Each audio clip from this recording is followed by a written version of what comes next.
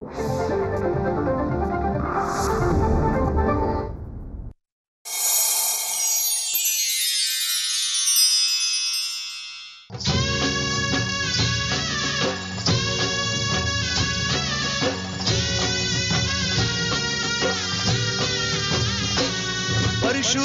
पिता माती माय तुझी दर्या देत आहे माया त्याच्या पोटची परी पैशा पायी गाठलीस तू एसटी मुंबईची माया रडवली बाय तिष्ठवली बापूस बोले ना काही व्यथा मनाची गेली रे सुकून बोल त्यांच्या डोळ्यांची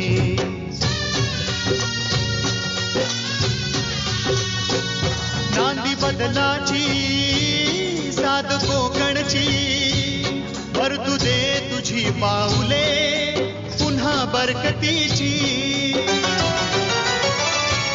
माती कोकणची नाती जन्माची माती कोकणची नाती जन्माची साहेबाचा खून म्हणे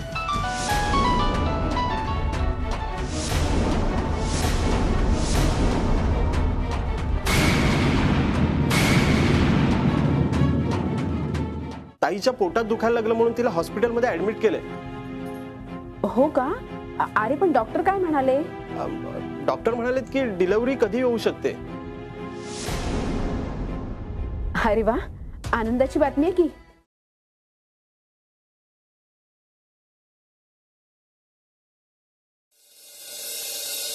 अभिनंदन आहे, तुम्ही आजी झालात, नातू झालाय तुम्हाला.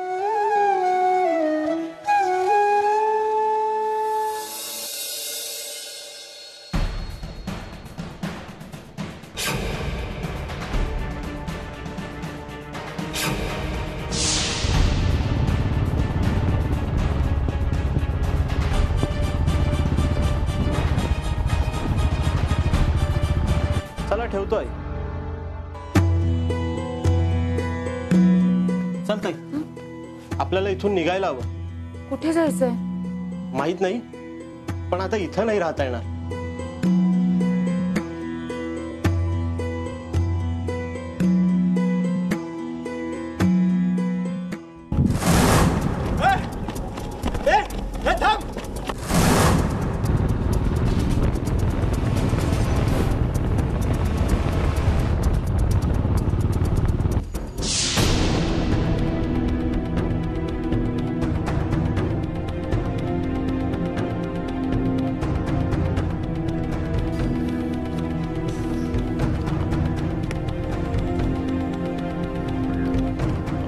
लांजा बसा.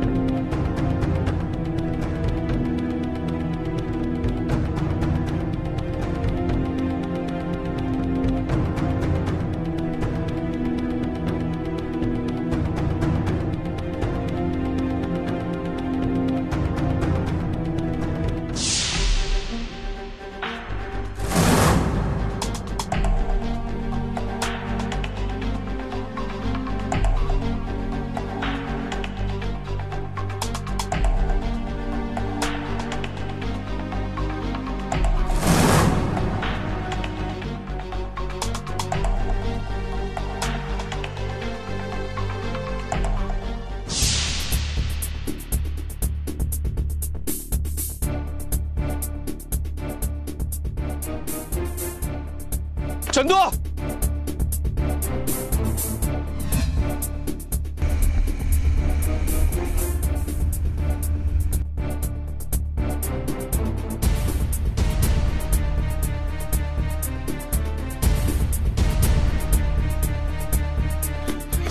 चंदू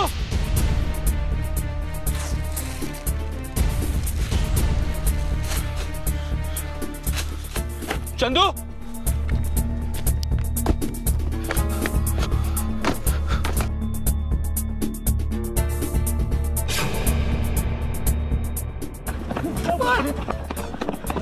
ये थांबे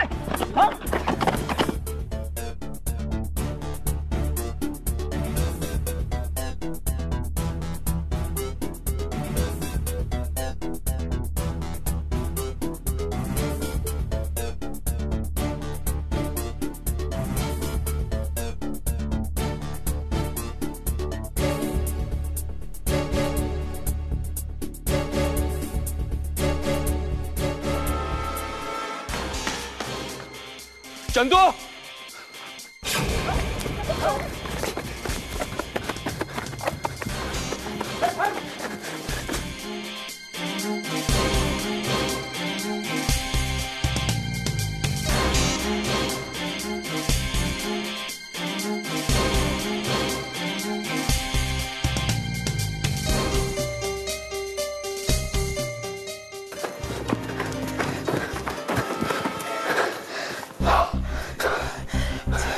हे बघ आता आपल्याला वेगवेगळ्या दिशेने पळायला हवं. तू कॅमेऱ्याकडे दे. अरे पण चंदू तू दे ना वैदे. हा घे.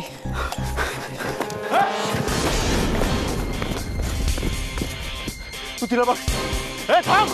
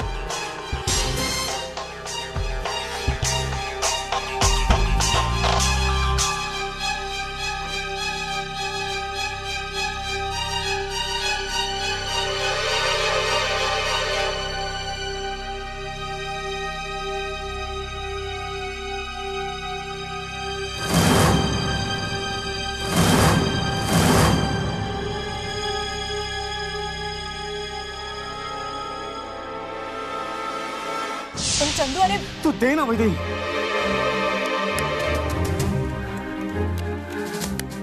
ठीक आहे.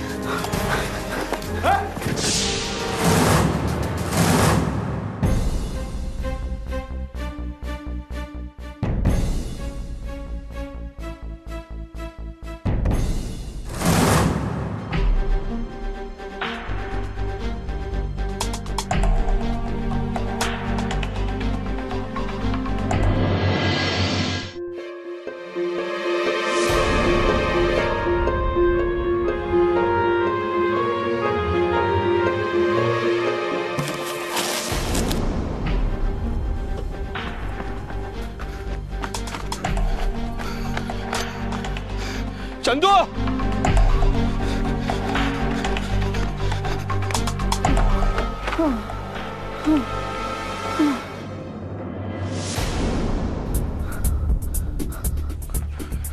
चंदू ए चंदू, अरे काय? सुने तू माझी काळजी नको करूस. तू जाऊन वैदेहीला सांभाळ जा.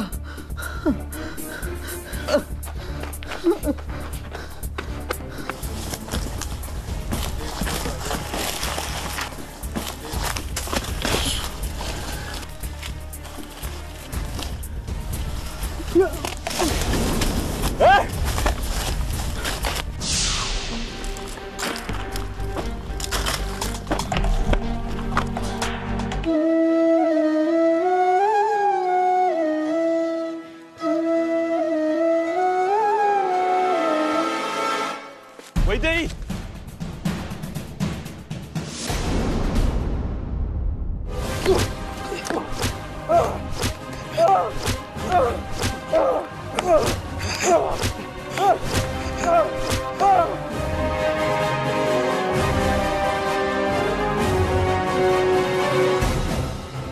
सुनील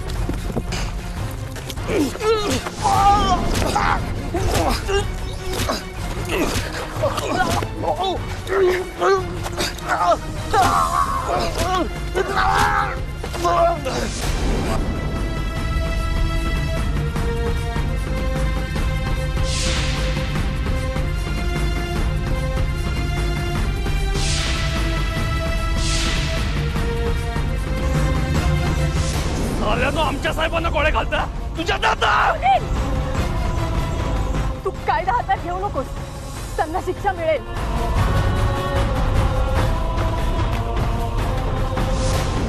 माती कोकणची नाती जन्माची.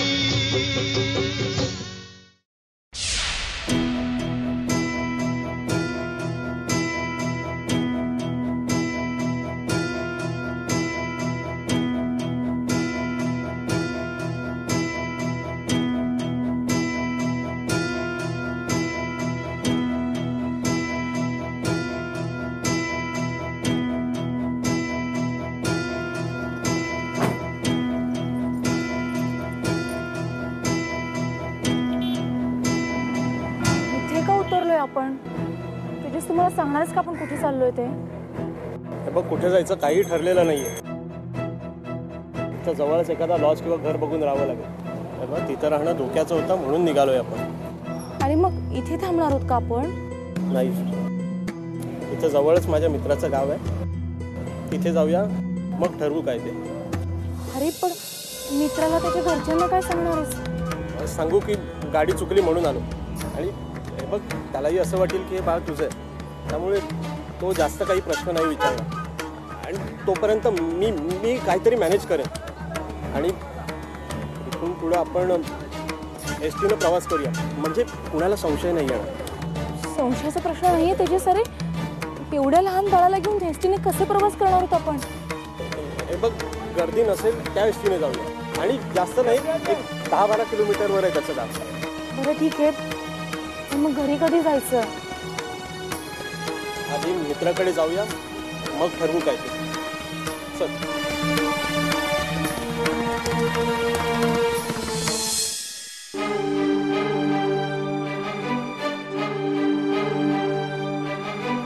Sunil, Chandu, great job. आज तुमच्यामुळे खरे आरोपी गजाआड झालेत.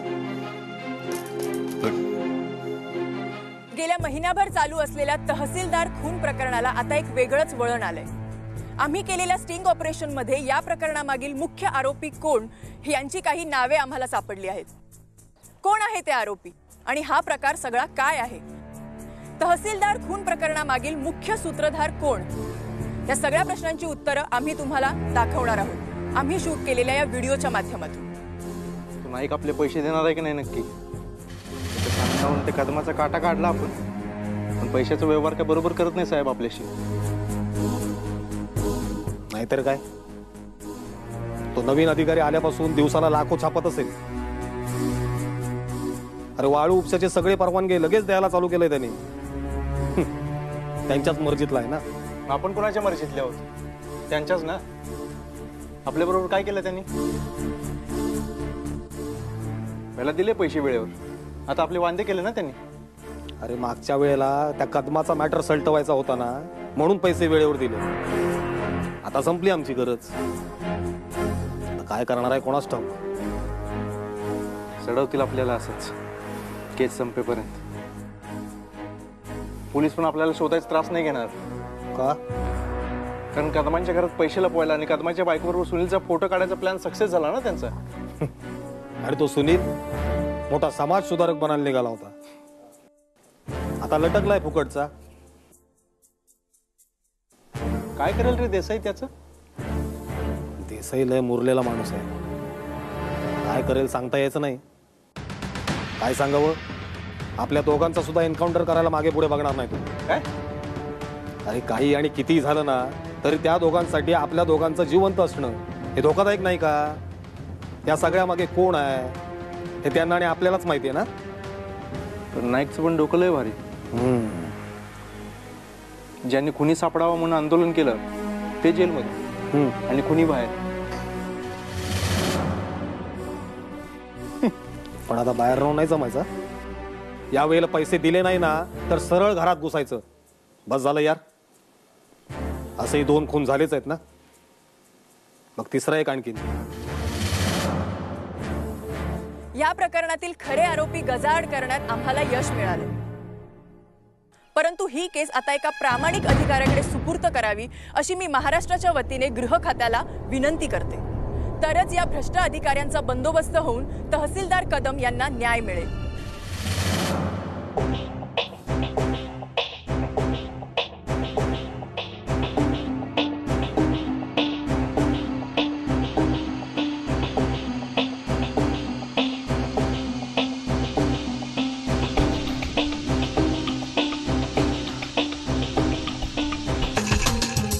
माती कोकणची नाती जन्माची.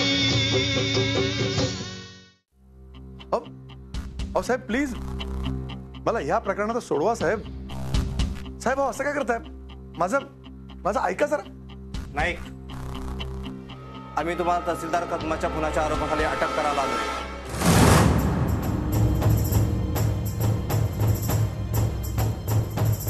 हे अटक वॉरंट. दामले घ्या यांना.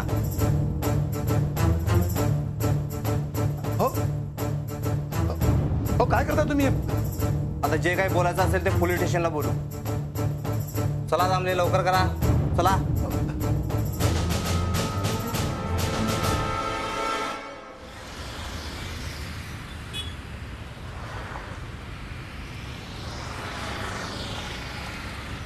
हॅलो.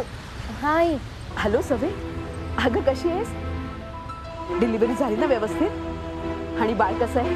हो आई, सगळं व्यवस्थित झालं. तुमचं आणि माझं दोघींचंही स्वप्न पूर्ण झालं. खरंच आहे ना? तुला सांगू, तेजसने सांगितलं ना बाळ झालं तेव्हा आधी माझ्या कानांवर विश्वासच बसेना. नीट आहे ना सगळं? नाही ग, 7व्या महिन्यात डिलिव्हरी झाली की बाईला त्रास होतो म्हणून विचारलं. तुला नाही ना फार त्रास झाला? नाही आई, फार नाही त्रास झाला. बरं. आणि सोबत कोण आहे ग? आई आहे का बहिणी आहे हॉस्पिटलमध्ये? नाही, आई नाही आली, वहिनी आहे बरोबर. बरं, हे बघ तिला फोन दे जरा. अगं अशा वेळी तुला काय खायला प्यायला द्यायचं ते तिला थोडीच कळणार आहे. दे बरं फोन. आई नको ना. नाही म्हणजे अहो तिला का नाही कळणार, तिची पण झाली आहे ना डिलिव्हरी. आणि डॉक्टरांनी सांगितलं सगळं व्यवस्थित समजावून.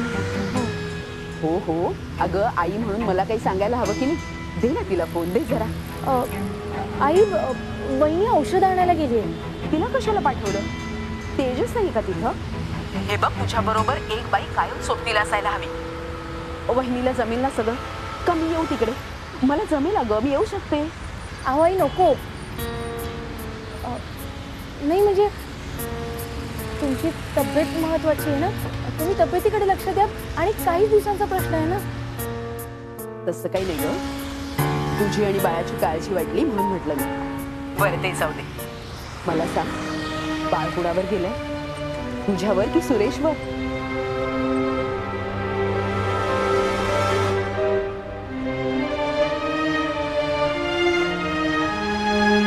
हॅलो सवे, अगं गप्प का झालीस? तुला जरा कुठे बरं वाटलं असेल आणि मी आपली बोलत सुटली ना. बरं बरं, आराम कर, काळजी घे स्वतःची.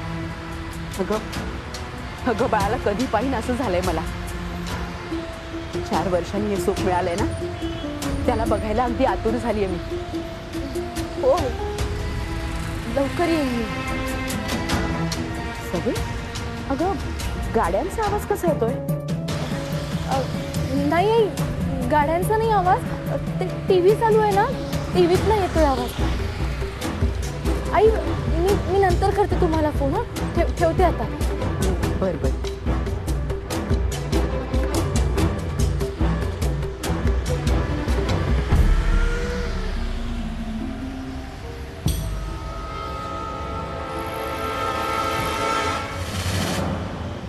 सुनील, अभिमान वाटतं मला तुझा.